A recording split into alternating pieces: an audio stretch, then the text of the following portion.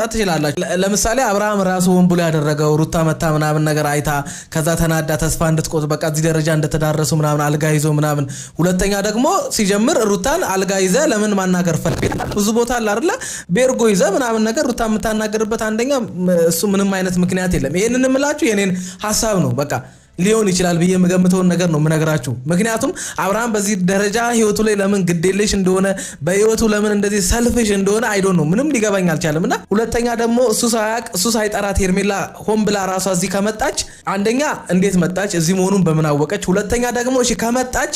ሰድቦ ጠፍጥፎ አስቀይሞ ጎትቶ ከዚህ ቤት ውስጥ አውጥቶ ማባረር እየቻለ እሷን መለማመጥ ለምን አስፈልገው ነው ለምንድነው እቺ ልጅ የሚለማመጣት እኔ ግራ ይገባኝ እሱ ነው ሰው እንዴት እስኪ እናንተ ልጠይቃችሁ ነኝ ለህይወታችሁ አደጋ የሆነን ሰው እንዴት ነው የምትለማመጡት እንዴ ትዳራችሁን ሊበትንባችሁ ሆም ብሎ ስራ እየሰራ ያለን ሰው ለምን ነው የምትለማመጡት ለርጉዝ ሚስት አንዳች አዘኔታ ሌላትን